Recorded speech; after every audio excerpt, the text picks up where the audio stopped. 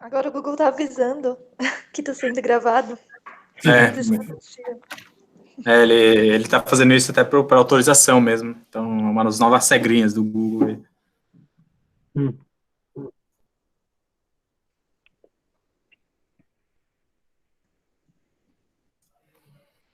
Pessoal, eu acho assim, o pessoal vai entrando aí, eu acho melhor a gente começar também para respeitar o horário do Teto às 8. Sei que eu acho que é melhor para a gente também bater um papo já. Antes de mais nada, André, queria muito agradecer a sua presença. Eu acho que faz um tempo que eu queria muito te ouvir, ouvir um pouco da sua história. Eu acompanhei brevemente ela enquanto você estava no Mobilab.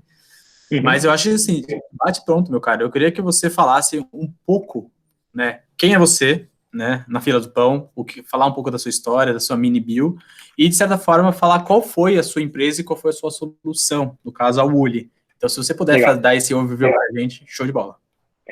Maravilha. Então, acho que a ideia é que a gente pode começar. Meu nome é André Arcas e eu fundei, alguns anos atrás, a Uli. E a Uli se propõe a ser um Waze para bike, um aplicativo para ciclistas que calculava rotas de acordo com o nível de dificuldade da pessoa, oferecendo 3 tipos de caminho: o mais seguro, o mais plano e o mais rápido, além de contar com pontos de interesse no mapa, como bicicletários, oficinas, parafixos, bikes, cafés, de forma colaborativa em que as pessoas pudessem se ajudar. Apesar disso, né, esse negócio de inovação e tudo mais, eu sou um advogado de formação e desde muito cedo na faculdade eu percebi que o direito não era para mim. Naturalmente eu fui migrando, saindo desse lado muito jurídico para começar a buscar alguma coisa um pouco mais hands-on. E depois que eu acabei com a Uli, depois que a Uli não deu certo, eu comecei a focar no meu negócio hoje, que é fundamentalmente uma consultoria para ajudar as pessoas a serem comunicadores excepcionais. O trabalho hoje é preparar pessoas para serem apresentadores e comunicadores fora da curva. Eu trabalho desde com grandes empresas que, sei lá, TI, consultorias, hotelaria, o que vocês imaginarem, até startups que vão levantar 10, 15, 20 milhões em um Series A, e ajudo eles a prepararem o pitch para estarem prontos na hora do vamos ver. Então, essa é um pouquinho de quem eu sou. Em termos de formação, eu estudei Direito na USP, Empreendedorismo e Inovação por Stanford, Negociação e Liderança em Harvard, e mais umas coisinhas mais, mas acho que esses cobrem os principais. De bola. Eu queria que você também falasse, assim, qual foi a sua relação com a Uli, né? Eu sei que se você puder explorar um pouquinho isso, falar quais foram os principais marcos da empresa ao longo dessa trajetória, até quando foi a fundação, quanto tempo você ficou com ela, e depois também falar quem ao longo da sua trajetória foi importante e por quê. Mas são muitas perguntas, eu vou fazer o meu melhor aqui. Então, a Uli surgiu a partir de uma dor pessoal minha, que eu andava muito de bicicleta em São Paulo, isso foi em 2014, mais ou menos. Então, foi um pouco antes aí do boom das ciclovias que a gente teve na gestão Haddad. E me incomodava muito o andar de bicicleta em São Paulo, porque eu percebia que os mapas, em geral, eles não eram apropriados para bicicleta. Se você pegasse um Waze, por exemplo, ele ia te colocar num túnel, numa marginal, que são lugares que não são exatamente apropriados para uma bicicleta. Então, eu fui participar de Startup Weekend e levei essa ideia e, para minha surpresa absoluta, a gente saiu de lá, eu e minha equipe, com uma ideia vencedora. E foi dali que a gente decidiu ir por essa empreitada de empreender. A partir daí, a gente foi fazer vários tipos de validação. E para quem conhece um pouquinho do mundo startup, sabe a importância disso. Eu acho que a gente teve uma validação que foi muito, muito boa. Então, a primeira coisa que a gente foi fazer foi a validação dos problemas. E a gente aproveitou bem a época da abertura da ciclovia da Paulista, que foi quando logo que inaugurou, a gente aproveitou e foi lá para entrevistar as pessoas. Então, era uma entrevista aberta, a gente tinha algumas perguntas básicas, mas eram fundamentalmente perguntas bem abertas. Então, quem é você? Quantos anos você tem? O que te incomoda de andar de bicicleta na cidade?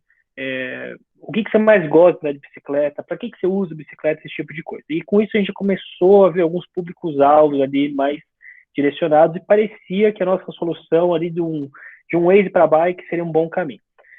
E depois disso a gente resolveu fazer uma validação concierge. Então a gente subiu um site para tech, aqueles Wix da vida, uma landing page que tinha lá serviços para ciclistas, clique aqui. Aí você clicava, você ia parar no Google Forms que te dava 3 opções. Eu quero uma rota, eu quero pontos de parada ou eu quero outras informações que era a nossa garantia que a gente ia pegar alguma coisa que não estava prevista. E quando as pessoas pediam rota, a gente colocava lá ponto de origem, ponto de destino, como você quer que sua rota seja. Ao longo de alguns meses a gente fez mais de 300 rotas na mão. A gente fazia as rotas no Google Maps, mandava para a pessoa um link em que ela conseguia abrir e ter esse mapa ali de uma forma relativamente responsiva dentro do próprio aplicativo.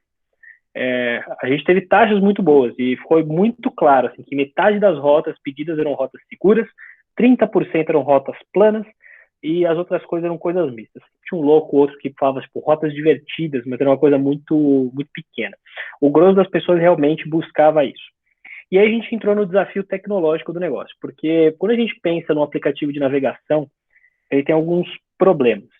Número um, as pessoas têm uma expectativa muito alta quando se pensa no aplicativo de navegação. Quando você para pensar, o que você conhece de aplicativo de navegação? Você tem o Waze, que é um unicórnio, você tem o Google, que dispensa apresentações, você tem o Apple, o Maps da Apple, que, tipo, assim, você não tem um mapa baratinho, tipo, de uma empresinha cotoca que você conhece. E toda essa experiência vem junto. Então, a expectativa das pessoas em termos de usabilidade e experiência era muito alta. E a gente teve muita dificuldade de conseguir desenvolver a tecnologia necessária para fazer isso. E aí foi uma jornada muito maluca, assim, de tentar várias coisas diferentes. A gente tentou contratar desenvolvedores, a gente teve vários desenvolvedores diferentes, um deles foi campeão olímpico de matemática, largou no meio do caminho. Teve um outro que largou no meio do caminho, não, ele foi pro Citymapper, o Citymapper chegou para ele e falou assim, André, você não quer vir aqui para Londres ganhar em Libra? Ele, eu quero. Não, então vem aí, a gente rodou. O cara tava codando em C++, o cara era um monstro, beleza. A gente não vai achar outro cara que vai fazer isso, joga tudo fora, vamos começar de novo. Aí a gente achou um outro cara que parecia ser um fit perfeito, assim, o cara era desenvolvedor desde moleque, tentou empreender novo, o cara era ciclista profissional, tipo, tinha tudo ali, também ficou com a gente por alguns meses, e aí resolveu voltar com a ex-noiva, e empreender, mas não sei se para mim vai esse negócio, e aí perdemos tudo de novo, vamos começar de novo. A essa altura a gente começou a perder um pouco a paciência, a gente construiu um baita processo de recrutamento, tal, fizemos, também não achamos. E foi aí que a gente decidiu, olha, esse negócio de contratar desenvolvedor, trazer para dentro, não está dando certo, então vamos ter que ir pela outra linha, que é a linha do dinheiro. Nessa época foi quando a gente prestou o processo seletivo para o Mobilab, que era o Laboratório de Inovação e Mobilidade Urbana da Prefeitura de São Paulo, a gente conseguiu entrar, e logo depois a gente fez uma campanha de crowdfunding. Na nossa campanha de crowdfunding, para ajudar no desenvolvimento, a gente conseguiu levantar R$40 mil, que foi uma grana legal para um aplicativo, foi um dos maiores crowdfunding de aplicativo do Brasil até então. E logo depois disso, a gente foi selecionado como startup de destaque lá no Mobilab, a gente foi para o Vale do Silício para o expor no TechCrunch Disrupt, que é um dos maiores fóruns de inovação do mundo. Passamos na ACE, que é a maior aceleradora da América Latina, e apesar de tudo estar parecendo indo muito bem, a gente resolveu investir, a gente trouxe um desenvolvedor para dentro que focou no algoritmo, e a gente pegou esse dinheiro que a gente levantou no crowdfunding para investir em desenvolvimento do front-end para conseguir acelerar. A gente chegou a fazer uma V1, mas a tecnologia estava muito ruim.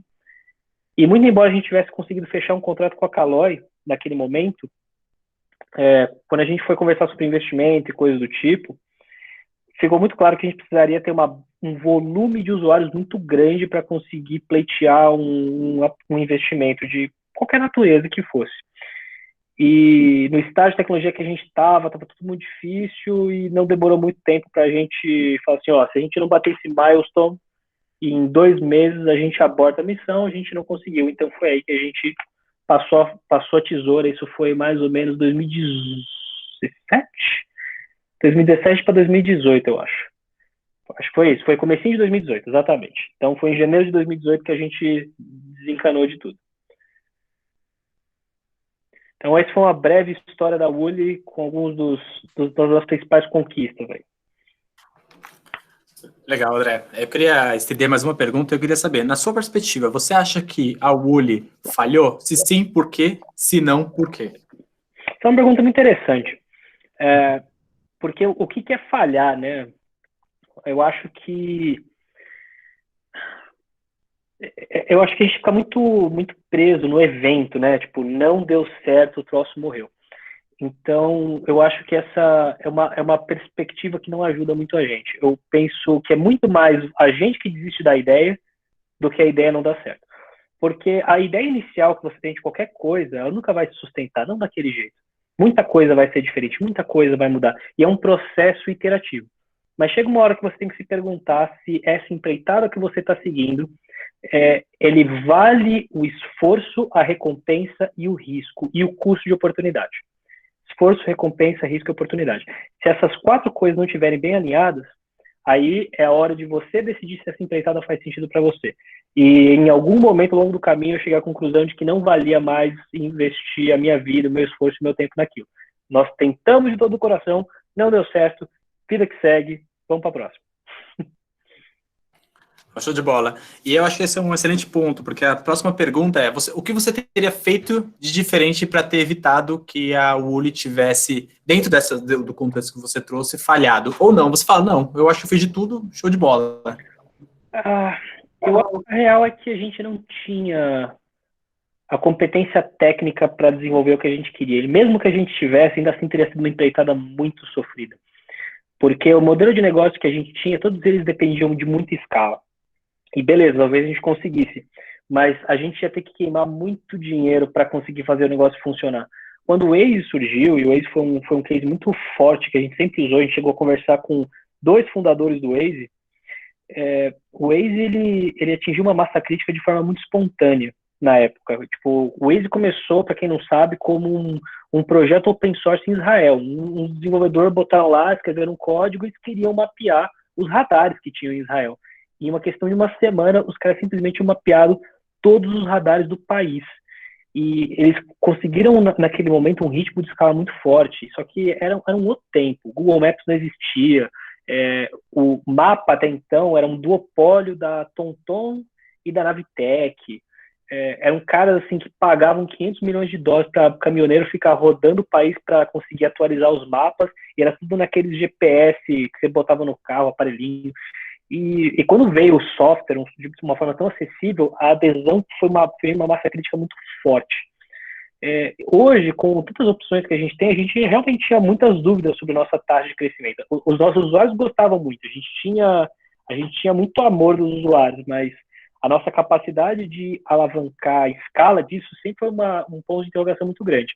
E a conta fechar no final de todo esse esforço era um ponto de interrogação maior ainda.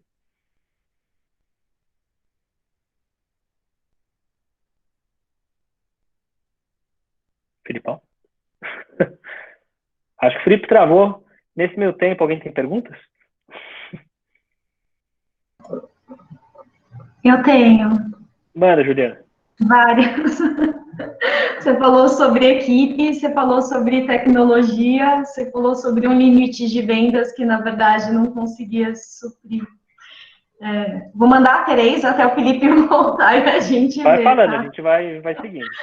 Tá, essa questão de tecnologia, enfim, você falou que, na verdade, enfim, tentou buscar diversos desenvolvedores, enfim, alguém de tecnologia para conseguir suprir. Como é que era a divisão do time de vocês e qual foi a estratégia que vocês adotaram para conseguir selecionar essa pessoa, entendeu? Porque acho que isso é uma dificuldade geral quando a gente fala de alguém que, enfim, um CTO, qualquer coisa do tipo. Bom, o time, basicamente era tudo time de sócio. A gente tinha agora foi diminuindo com o passar do tempo. No final a gente tinha 3. A estratégia que a gente adotou, eu vou te falar do processo seletivo que a gente montou, que foi legal, mas que a gente não conseguiu chegar ainda no cara que a gente queria. A gente conseguiu muito engajamento, a gente conseguiu caras bons, mas não bons o bastante, porque no caso de mapas, é um desafio tecnológico e matemático muito complexo. A gente fez primeiro um anúncio em formato de código, com alguns errinhos assim, de sintaxe, para deixar os desenvolvedores malucos. Aí os caras começaram a comentar em massa, tipo, nossa, olha essa indentação, puta, tem uma vírgula a mais, olha aquele espaço, meu Deus. E aí a gente conseguiu ter uma adesão legal nesse momento. Isso levava para um formulário, aí a pessoa preenchia o formulário, com algumas perguntas básicas do tipo, por que te interessaria trabalhar aqui? Se a gente achasse que a pessoa estava legal, a gente passava no segundo filtro que tinha um pouco a ver com cultura, experiência e coisas dessa natureza. Se ele passasse dessa fase, a gente entrava numa POC, a gente dava uma POCzinha simples para ele fazer, e se ele passasse disso, aí tinha uma entrevista de umas 2 horas ali para explorar a experiência do cara, como é que ele trabalha, o que é importante para ele, se a gente tem fit e tudo mais. Então, esse foi o modelo que a gente encontrou, mas eu não posso dizer que foi bem sucedido. Estaria mentindo para você se eu tivesse dito para você que chegamos em algum lugar. mas eu achei que foi interessante, assim, a gente chegou em pessoas boas.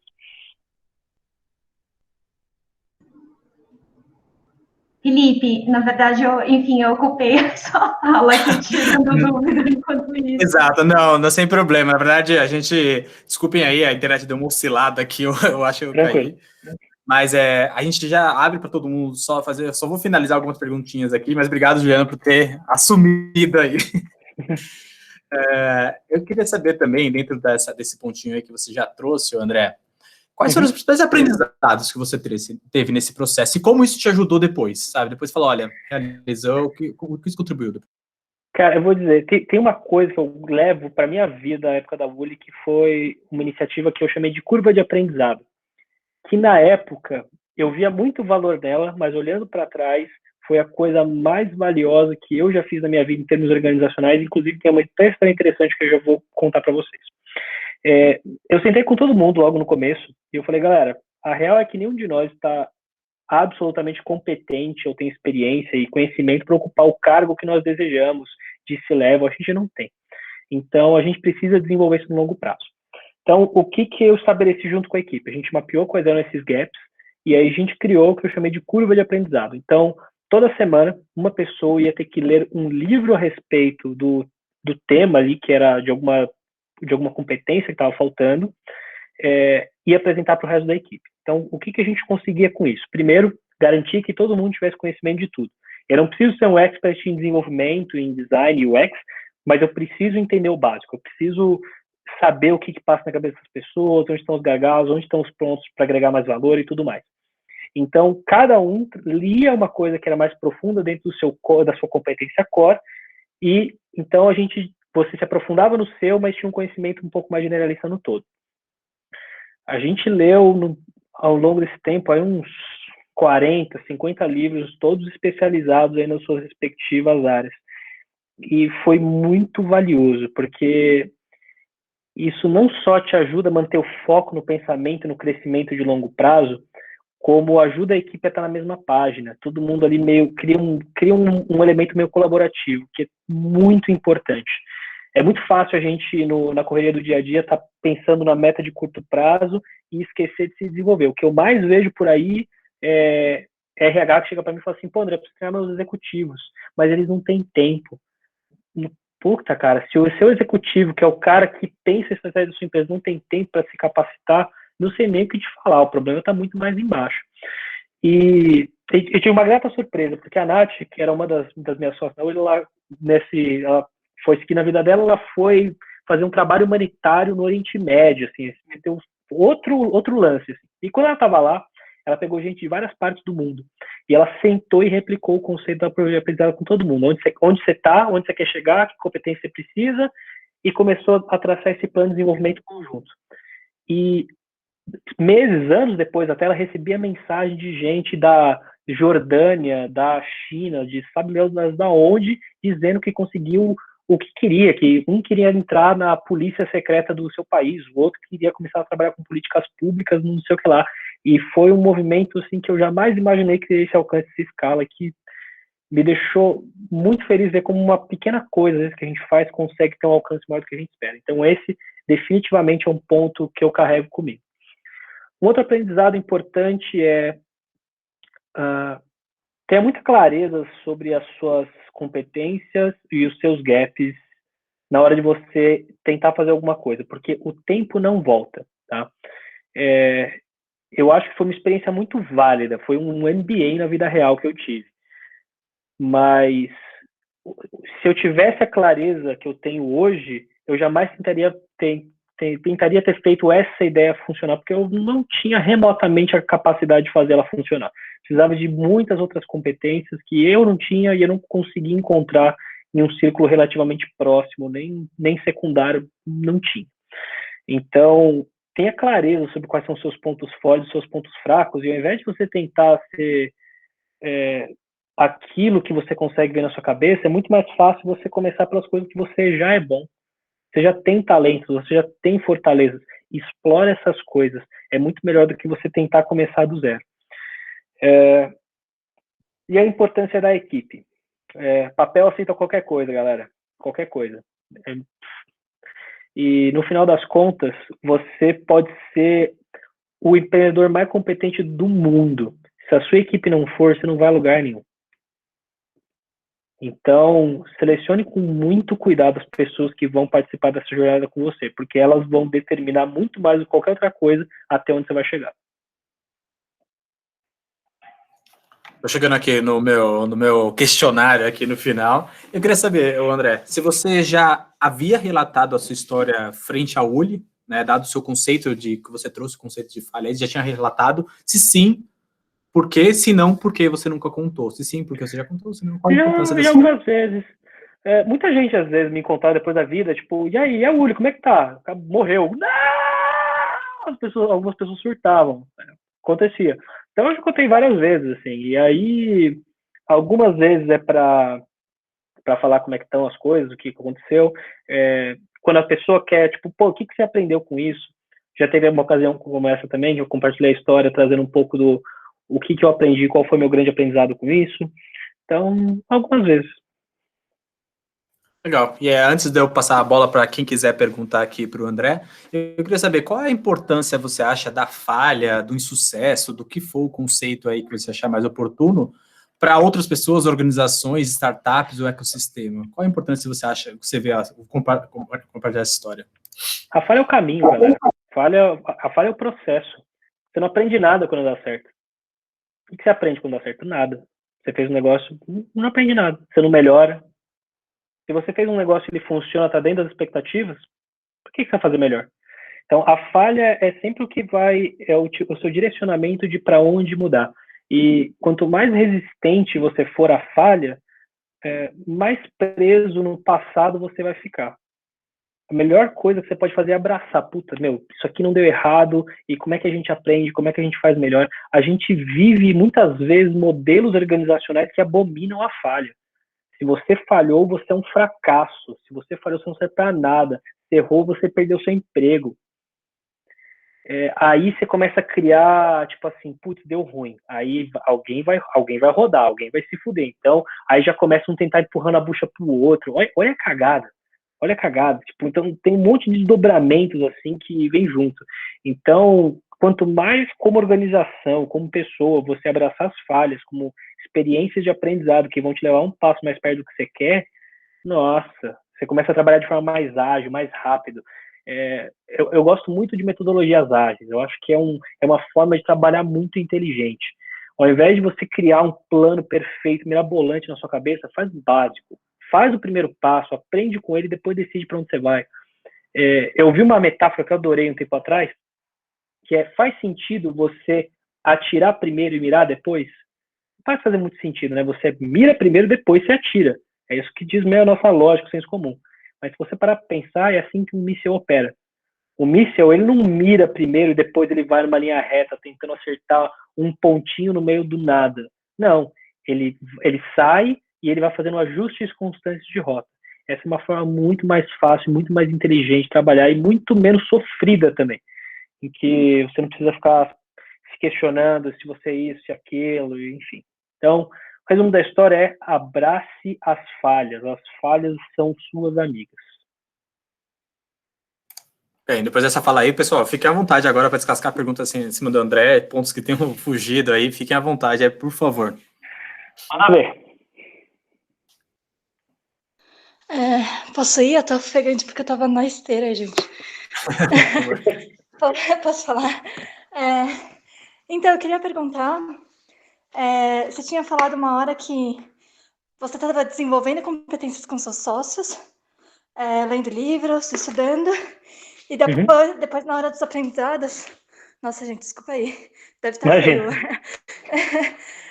Mas depois nos aprendizados, você tinha falado que... nos aprendizados ou nos erros, alguma coisa assim, que você não soube enxergar quais eram as suas competências fortes e quais competências faltavam. E aí eu queria entender como que a gente separa essas duas coisas. Como a gente separa que é uma competência faltante, mas eu consigo desenvolver, e é uma competência faltante que não vale a pena investir em cima? Vai depender muito do seu negócio. Então, por exemplo, no nosso caso, da Uli. A Uli era um negócio B2C. Então, o que a gente precisa ter muito forte? Marketing. marketing forte, marketing de escala, marketing barato. Isso é uma coisa. 2, tecnologia. Tecnologia era muito treta, era muito densa, muito mesmo. Eu sei que todo mundo fala de tecnologia, mas assim, pro tipo de aplicação que a gente tinha, isso realmente era um problema nível NASA. E o terceiro era fluxo de caixa. A parte de fluxo de caixa era uma coisa que a gente conseguia consertar via investimento. E foi uma das, inclusive, a questão do pitch foi uma das coisas que me trouxe muito destaque como empreendedor e que fortaleceu muito o trabalho que eu tenho hoje. De ajudar a empresa a levantar rounds de mais de dezenas de milhões. Então, essa parte foi uma parte que eu consegui trabalhar. A parte de tecnologia foi uma coisa que a gente sempre soube que estava faltando. Mas a gente tentava aqui, aí tentava lá, aí tapa um buraco aqui e tapa um buraco lá. Mas se eu fosse honesto comigo mesmo lá naquela época, eu teria falado, cara, isso aqui é um nível de treta tecnológico que não vai valer a pena enfrentar. Porque é uma competência muito escassa e muito difícil. Se eu conhecesse alguém, vá lá, mas eu não conheço. E esse cara no mercado é um cara que vai custar 30 mil reais por mês, 40 mil reais por mês. Era um negócio assim muito fora de série. Então, esse no meu negócio foi um gargalo muito grande. Agora, talvez o seu negócio não seja esse gargalo. Talvez o gargalo do seu negócio seja vendas. Talvez o gargalo do seu negócio seja operação. Talvez o gargalo do seu negócio seja outro. Então, é entender um pouco do tipo, que tipo de negócio eu estou entrando, quais são as características dele e o quanto eles estão afinados com as competências que eu e o meu time temos. E a partir daí você tem que ter essa análise crítica de saber se vale a pena investir nisso ou não. Faz sentido? Faz sentido. Acho que talvez, vou tentando simplificar muito sua fala, talvez se for uma coisa muito técnica, é uma coisa que não vale a pena, mas se for uma coisa mais voltada para, não sei, soft skills, talvez valha. Não se trata de ser uma coisa muito técnica em si, se trata do quão escasso é de você encontrar alguém que tem essa competência, porque você pode ter uma pessoa altamente técnica que não é escassa de ser encontrada. Então, é uma possibilidade. Então, isso é uma coisa. A outra coisa é quanto tempo vai demorar para desenvolver essa habilidade, se é pouco, se é muito, se não, se é hard, se não é hard, tipo, porque eu acho que no final das contas é isso, assim, o quanto você vai realmente conseguir suprir essa demanda que esse negócio está te trazendo. Se você conseguir suprir isso, beleza, é um negócio que vai. Se não, não. Então, não vai ter uma regra muito clara, assim, do que fazer. A habilidade de gestão de pessoas, por exemplo, é uma coisa que a gente tem que desenvolver de qualquer maneira, é uma coisa que foi sendo trabalhada, mas não era um fator crítico de sucesso no nosso caso, entende? Então, é isso. Como é que você compatibiliza o tempo necessário para você desenvolver uma competência com a demanda do negócio e a urgência que você tem que ter esse recurso na sua mão? Então, a partir disso, é você decidir o que fazer. Beleza, fez sentido. Valeu, obrigada. Imagina.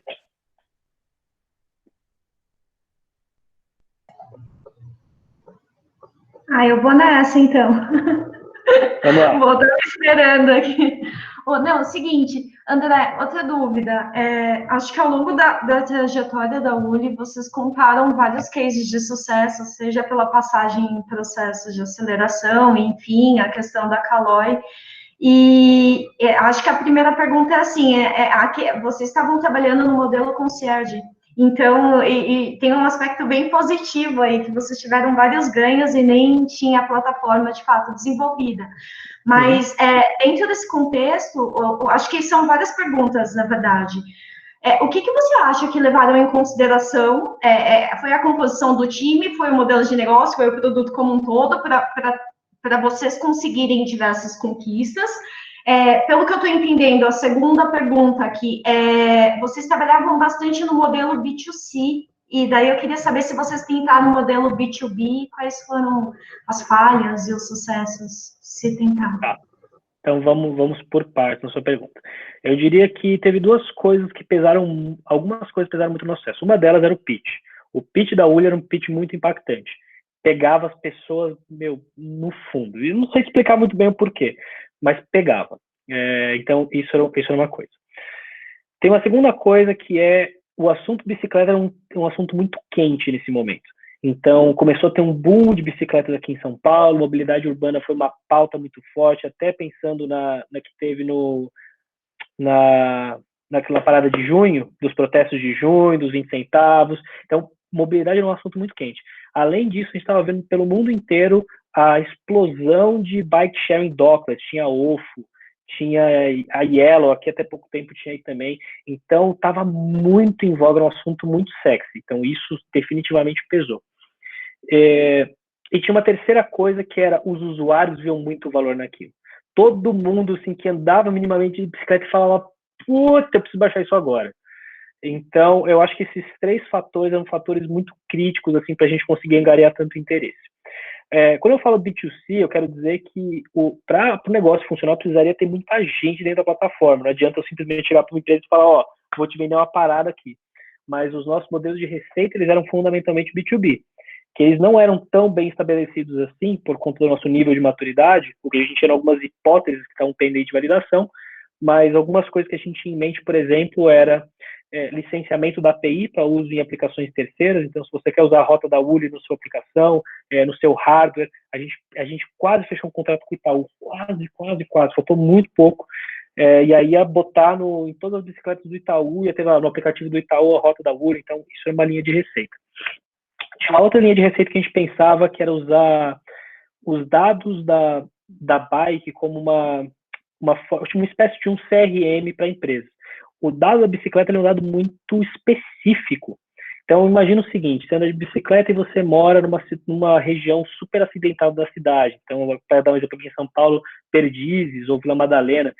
Pô, você é um candidato fortíssimo para uma bike elétrica. E esse é um dado muito relevante para uma Caloi ter, por exemplo. Esse é o ponto que a Caloi queria. Ter acesso aos ciclistas, porque a gente pensa que uma Caloi conhece tudo, eles não conhecem nada. Porque a cadeia do mercado de bicicleta é muito longa. Então, tem o fabricante, aí tem o distribuidor maior, aí tem o distribuidor menor, aí tem a lojinha de bicicleta do bairro, e aí tem o cliente. Então, assim, o produtor, ele conhece tão pouco do cliente, tão pouco, que para ele é muito valioso ter esse acesso. E um dos modelos que eu particularmente gostava muito, que era um modelo muito ousado e muito contraintuitivo, era o modelo da parceria com as seguradoras de carro. Então, a nossa proposta era fazer uma parceria com seguradoras de carro, em que quanto mais a pessoa usasse a Uli no dia a dia dela, menos ela ia pagar no seguro do carro. É uma coisa que faz super sentido para a seguradora, porque eu baixo a sinistralidade, que é o maior driver de custo que eles têm, e você não tem como bater o carro se ele está na garagem. E a gente sabe que para uma faixa etária que tem acima dos 30, tem família, já o cara não vai vender o carro dele para andar de Uber. Não vai. Então, esse era um modelo que a gente explorava também. Mas faltou escala para a gente validar o que disso efetivamente seria viável. Então, isso é um pouco do que aconteceu no que tange modelo de negócio. Beleza, obrigada. Uia, contamos hoje com a presença de Guilherme Schmidt, rapaz, da LogBee. Olha, que honra! Que honra! E aí, tudo bem? Você viu o invite aqui do grupo do Failtech, eu falei, vou entrar lá para prestigiar o amigo aí. Que honra! Bacana tá aí. Tudo bom? Passou, para quem não sabe, passou pelo Mobilab conosco e fez um exit incrível para a Magazine Luiza, e ele é mais rico que o Jeff Bezos hoje em dia. Tá bom. Tá bom, vai nessa. De saúde, pelo menos, né, André? É isso aí. Bom, vamos te ver aí. Tudo bom, pessoal? Igualmente, velho. Tudo bem, Guilherme. Prazer. Eu conhecia todo o restante da equipe do LogBee, eu não conhecia o Guilherme. Eu acho que era a única pessoa que eu não conhecia da LogBee. Eu não trabalhava muito, né? Eu fazia até enrolado. Então eu vivia lá no Mobilab, hein? Mas não se conheceu mesmo, né? Bacana, foi sempre bem legal lá no Mobilab, né? Pena que, acho que não tá a mesma coisa agora, né? Mas foi um programa muito bacana. Assim, deu bastante gente muito boa, né?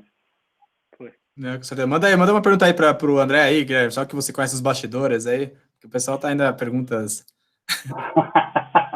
Pô, pressão, hein, bicho? Perguntar pro André. O André ajudou a gente muito, né? Na formatação de pitch e tal. Mas assim, né? Acho que o André, uma coisa a gente sempre trocava uma ideia lá no Mobilab, assim, né?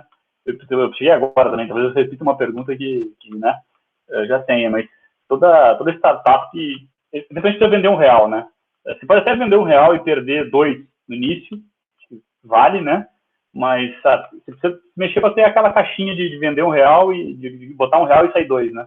E depois você ter essa caixinha, você pensa a escala e esse tipo de coisa, assim.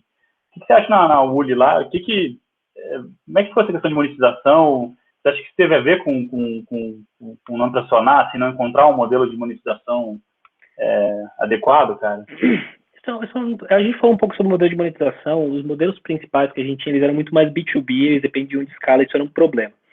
A gente chegou a testar alguns modelos B2C, mas os modelos, eles acabavam sendo em dores muito tangenciais, assim, uma coisa muito acessória, não pegava o cara no core da dor. E a gente achava um modelo também muito contraproducente, porque o valor que a gente extraía tinha muito a ver com o volume. Então, se eu fizesse um negócio, tipo, aplicativo pago, a gente sabe que seria muito atrativo, ainda mais para rotas, que é um negócio que é tão gratuito. Tem Google, tem o Waze, todos os aplicativos de rota praticamente são gratuitos. Pelo menos pensando no B2C, né? Então, eu acho que não seria muito viável mesmo. No fim, as particularidades do negócio me fazem parecer que ou a gente despejava uma caralhada de dinheiro no começo para conseguir respirar no modelo do que o Waze fez, e aí, uma vez que você tem escala pra caramba, a gente pensa em UX, a gente pensa em outras coisas, ou não dá jogo. Então, é assim que eu vejo. Isso é bem complicado, né? Essa parte mais difícil, né? Encontrar a maquininha de fazer um real, né? E dependendo do modelo, assim, às vezes tem um modelo tipo nosso, que era uma coisa mais fácil de vender, vamos dizer assim, né? Você pegava um negócio, fazer entrega, O né? modelo de vocês era redondo. Sabiam o que precisavam, né? Mas às vezes você vai para uma coisa mais, até bacana, mais criativa, mais diferente. É difícil, talvez você vai precisar, às vezes, de Facebook da vida, assim, o cara precisou de 10 anos esperando dinheiro para encontrar um modelo de rentabilize, né? E acho que a Uli era um pouco isso, era um tiro mais comprido, assim, né? Era mais difícil de vender e mais difícil de conseguir até entender a forma de monetizar, né? Eventualmente para propaganda pode ser, mas até chegar uma massa crítica para ter propaganda demora, né? Então, e quando você para pensar em todos os aplicativos B2C que você pode imaginar que sejam gratuitos, até um próprio guia bolso, cara, qual o tamanho da escala que esses caras têm até conseguir começar a faturar de verdade? O próprio Waze, né? O que salvou os caras foi o exit pro Google. Depois que o Google Maps entrou no mercado, o CEO falou que ele ficou chorando em posição fetal por 3 meses ali, porque, tipo, acabou, né? Vou brigar. O cara destruiu o modelo de negócio deles, e aí, no final das contas, ele falou, cara, vamos focar na comunidade, que é o que importa, e foi o que levou ele pro exit alguns anos depois. Então, é isso aí. O que mais, galera? De novo, uma pessoa ofegante aqui. Pode falar, se ninguém mais for falar, eu vou falar. Manda ver. Eu não sei se eu entendi direito, mas pelo jeito você não tinha o produto desenvolvido, você teve negócio, você teve uma empresa, você teve todo um CNPJ, mas o produto não estava desenvolvido, né? Ou eu estou enganada e entendi errado? Ele saiu. Do meio para o final ele existia. Só que a usabilidade dele era muito ruim. A usabilidade dele não ia permitir que a gente tivesse a escala que a gente precisava. Se a gente quisesse chegar num aplicativo que fosse maduro o suficiente para ter massa crítica, a gente ia ter que investir em desenvolvimento mais uns 100 mil reais e sabe Deus mais quanto dinheiro de marketing até o negócio tracionar de verdade. E aí a gente olhou um pro outro e falou, bicho, não vamos colocar 50 mil reais para cada um aqui e cruzar os dedos para que talvez dê certo. Tentamos, estamos nessa já há 3 anos, fluxo de caixa que está estrangulado, estou chorando. Foi um prazer, senhores, foi um prazer, mas não deu. Tá. Não, era só mais uma observação. Demorou quanto tempo para desenvolver o primeiro produto vendável, assim? A primeira versão vendável? Demorou um tempão, por conta daquelas questões do desenvolvedor. Tipo, o desenvolvedor entra, ficou 2, 3 meses, aí saiu, tem que começar de novo. Então, só essa brincadeira de procurar desenvolvedor demorou uns 8 meses. Foi muito tempo, só isso aí. Aí a gente foi pro crowdfunding. Crowdfunding foi mais alguns meses para estruturar a campanha, mais 1 mês e meio de duração de campanha, mais um tempinho até cair. Então, você pode falar que foi brincando aí 1 ano e meio até sair alguma coisa. Tá. É porque é muito louco isso. A sua história é muito diferente das outras que eu ouvi no Failtech, né? Ou até em outros lugares. Porque normalmente quando a gente fala de startup, a gente está falando de tecnologia desenvolvida, a primeira tecnologia desenvolvida, e aí depois como que isso vai virar um negócio, como que você vai ganhar dinheiro com isso, que vira o problema da questão, né? e vocês tinham quase tudo pronto, né? Lógico que não tudo. O modelo de negócio, por exemplo, você acabou de falar que tinha algumas questões aí para resolver. Mas você tinha pitch pronto, você tinha ideia pronta, você tinha um público pronto. E aí a grande questão foi o desenvolvimento, né? É um caminho bem contrário, assim. Bem diferente do que as outras empresas, pelo menos que passaram por aqui, passaram, né?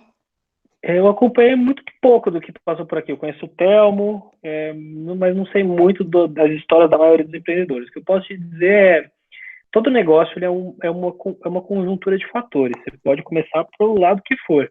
No final das contas, você precisa encontrar aquele fit entre produto, o fit de produto e mercado.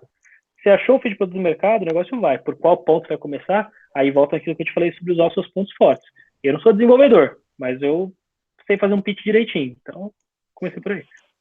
Até complementando, né? Uma empresa muito errada de tecnologia, que começou sem tecnologia, foi o Dropbox, né? Os caras basicamente conseguiram um funding com um PowerPoint hiper refinado, que meio que fazia o que eles achavam que a ferramenta tinha que fazer, né? E foi, assim. Eu acho até, assim, eu vi várias empresas começar sem tecnologia e tentando encontrar na unha um produto mais fit, né? Para depois botar a tecnologia, e talvez seja um caminho até melhor, né? Porque a tecnologia demora, né? Eu lembro, né, discutia, né, de um pouquinho evoluindo o software ali da ULI e tal, mas ela demora, né? E aí você cria, sei lá, uma telinha. A telinha fora de contexto ela não funciona para nada, mas ela é o mesmo para fazer, né? E dev nunca é o suficiente, né? Quanto mais dev você tem, mais demora para essas coisas para acontecer, né? Então, talvez nem sempre o caminho de uma startup de tecnologia é escala onde você viu no primeiro momento, né? Sem testar o produto, talvez, né? Sem contar o risco do legado. Testando, né? Aí, numa dessas, você vai lá, cria um monte de coisa, fica aquele sistema legado ali, e aí tem um apego do tipo, meu bebê, eu não quero abandonar isso. Ah, mas o cliente falou que é uma merda. Não, mas você pegou o cliente errado, esse cara é um idiota, ele não sabe o que ele tá falando, meu bebê, não, a gente não pode abandonar esse código. São coisas que podem acontecer. Sunken cost, né? Sunken cost. Esse negócio do meu bebê foi, inclusive, algumas coisas que outros empreendedores que passaram aqui falaram que foi causa de fracasso, né? Eles estavam muito apegados ao produto deles, sem enxergar direito para onde estava indo, o que estava resolvendo, se estava resolvendo alguma coisa. É bem real. E isso não é só fracasso em startup, não, tá? Isso é, muita empresa tem produtos e coisas que fracassam miseravelmente pelo mesmo motivo. A questão é que, como tem fôlego financeiro para a empresa bancar um produto ruim, o negócio, tipo... Mas acontece com mais frequência do que você imagina.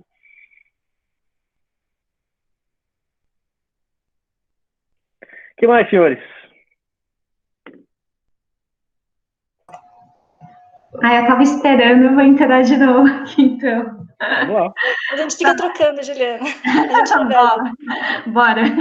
André, teve um ponto que você falou ainda dentro desse modelo de negócio, principalmente para B2B. Eu queria saber, vocês tinham um time bacana, e qual foi a relação da aproximação, seja com empresas ou com as oportunidades que vocês tiveram, versus comunidade de startups, o quanto isso te ajudou? Ajudou o clube, no caso, né? Enfim, se vocês tiveram algum sucesso nisso. E a outra questão é como é que era o processo de aproximação de vocês. Enfim, lógico, você contou landing page, mas para esses projetos maiores, eu acho que todo mundo que lida com B2B sabe, no dia a dia é muito terrível, assim, até chegar... O ciclo de vendas é longo, você tem que escalar uma série de pessoas, conquistar a confiança delas ao longo do caminho, e eu queria entender um pouco mais de como é que vocês fizeram isso, o que deu muito certo ou o que deu muito errado também. Eu acho que foi muito através das relações, foi muito a rede. Rede foi uma coisa que a gente usou muito, assim. Porque é muito mais...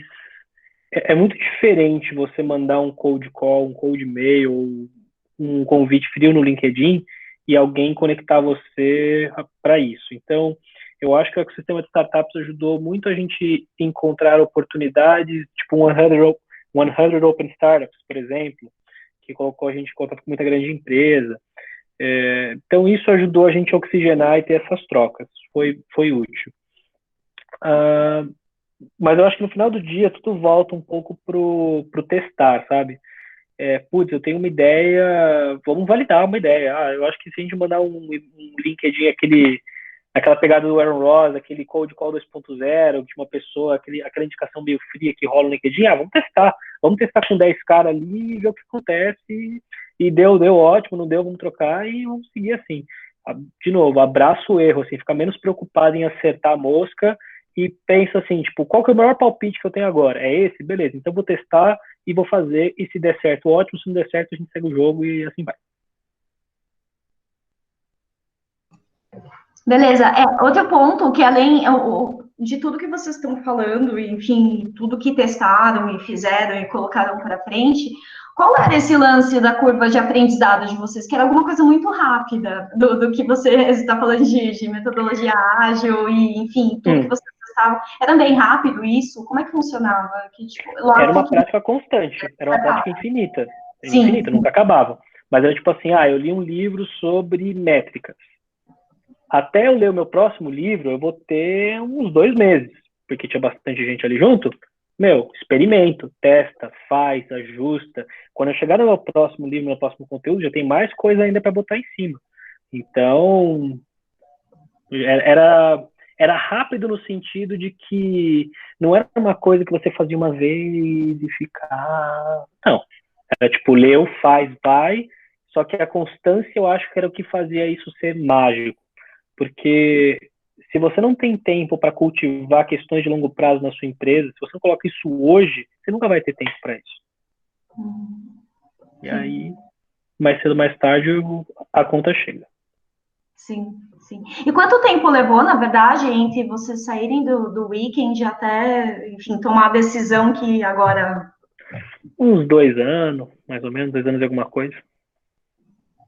Entendi. Na prática, vocês já estavam, enfim, faturando, mas chegou naquele limite com todas as consequências que vocês falaram, que, na verdade, tinha que ter um retorno, e mais do que isso, ter um retorno também para o... tipo assim, a gente terminou no verde. Se você não contabilizar o meu custo de oportunidade, o homem-hora dos otários que ficaram trabalhando, a gente saiu no verde. Tá bom. Não foi o pior do mundo. Entendi. Acho que, vou mandar a última pergunta aqui, que acho que já deve estar perto de encerrar. Quando você falou do processo de seleção e com todas as etapas, enfim, que você tinha comentado, acho que tem um lance que, na verdade, todo mundo, enfim, a maioria das startups, quando estão começando, também pega, que na verdade, é assim, trazer alguém que está afim, que tem brilho no olhar, que mostra resultado, nananana, mas está começando uma empresa que também está começando, entendeu? Então, na verdade, você tem que passar uma segurança também, quando, na verdade, é incerto e tem todos esses pontos. Vocês passaram por isso também? Olha, não muito, assim, para te falar a verdade, foi muito fácil atrair gente para hoje. A gente conseguiu, muita gente trabalhou de graça pra gente em coisas que você nem imagina. A gente conseguiu 2 estagiárias da Dinamarca, que o governo da Dinamarca pagou para elas virem trampar com a gente. A gente era louco, o Guilherme precisava de prova. E como parecia ele botou até no pitch do Mobilab, né? Porque eu tenho as 2 dinamarquesas que eu vou trazer aqui pro Mobilab, todas as meninas. Então, a melhor coisa do mundo. Isso nunca foi um problema. O que eu acho que é importante e eu acho que tem uma coisa um pouco a ver com cultura, um pouco a ver com cultura e visão e tudo mais. A vida do empreendedor é um negócio que não é para todo mundo, para começo de conversa. Ponto, acabou. Tem um monte de gente que não consegue viver com isso e eu acho que você precisa ser muito consciente disso na hora de você buscar alguém fazer parte. Mas tem uma outra coisa que é importante de você ser propositivo na cultura que você constrói desde o começo. Se você tem muito claro o propósito, a visão, os valores, e você constrói isso de uma forma forte no começo, isso passa para as pessoas. E eu sentia muito isso em relação ao Uli, como era uma coisa que eu não falava de maneira muito explícita, muitas vezes, mas que as pessoas conseguiam sentir nas interações, nas coisas, e, enfim, que ficava no ar. Então, por mais que pareça meio fluffy trabalhar nisso no começo, em perda de tempo, eu acho que é um troço importante, que depende de uma certa maturidade de negócio de quem está montando, mas que o resultado no longo prazo é muito relevante, porque depois, se você não fizer isso, você vai ter que a cultura vai sendo criada de uma maneira meio descoordenada e depois você vai ter que consertar esse problema que teve ali atrás. Então, eu acho que essas são coisas que talvez possam ajudar nesse problema que você trouxe. Tá ótimo. Acho que eu ocupei o espaço de alguém aí, mas obrigada, André, mais uma vez. Eu acho que assim, eu tenho uma última pergunta, não sei se alguém não tiver nenhuma pergunta, eu vou encaminhar essa aqui. André, quando você começou a Uli, assim, o que você objetivava? Assim, você fala, não, eu quero sair, ganhar, eu quero realmente, achei uma oportunidade, quero ficar rico, quero fazer uma diferença no mundo com bicicleta. O que você tinha como objetivo fim disso, assim? Qual era o que você ambicionava? A Uli, ela era... Eu sempre busquei, não sempre, mas desde que eu comecei a ter um pouco mais de clareza sobre o propósito pessoal do André, eu comecei a buscar no meu trabalho uma forma de efetivar isso. E a Uli, a gente sempre estabeleceu que o propósito da Uli era criar cidades mais humanas, sustentáveis e para todos. Se a gente conseguisse criar com a Uli um pouquinho disso, já era uma coisa que me satisfaria pra caramba. Tinha junto com isso tesão de criar algo que eu ia ter muito prazer de usar. Aliás, tem gente que até faz pra mim, pô, André, se alguém criasse a Uli hoje, eu ia falar do caralho, ia baixar já. Se alguém criar, me manda, eu vou adorar ver isso.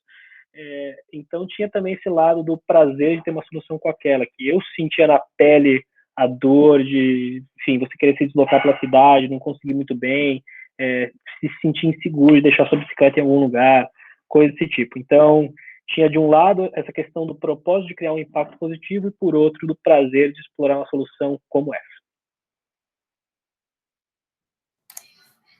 Bem, pessoal, não sei se alguém tem mais alguma pergunta para respeitar também o horário aqui do André, caso alguém não... Se alguém quiser fazer alguma última pergunta. Tem mais uma aí. Essa nova carreira que você tem agora, André, o que você está levando a Uli para a carreira nova? Você tinha acompanhado no Instagram e tal, tá legal? O que você levou daquela experiência de essa nova startup que você está fazendo conteúdo? Boa pergunta. Uma das coisas que ficou, um dos grandes aprendizados que eu acho que eu trouxe também, que ficou um pouco nas entrelinhas, é o quanto a comunicação que a gente tem com as pessoas, ela tem um poder muito mais forte do que a gente imagina. A sua capacidade de se comunicar é o que vai determinar a sua capacidade de conseguir novos clientes, de direcionar a sua organização por caminhos melhores, de vender mais, enfim, qualquer coisa que você possa imaginar. Se você se comunica bem, você molda a realidade de outra pessoa. E hoje o meu trabalho é justamente ajudar pessoas e organizações nesse processo. Seja de uma forma um pouco mais complexa e estrutural, vamos mudar a maneira como a organização opera para comunicar melhor esse troço, seja treinando pessoas específicas, executivos, empreendedores, vendedores e o que for. Então, hoje, esse é o objetivo. Ajudar as pessoas a colocarem para fora o que elas têm de melhor, a conseguir expressar tudo aquilo que elas não conseguem para transformar o mundo à sua volta.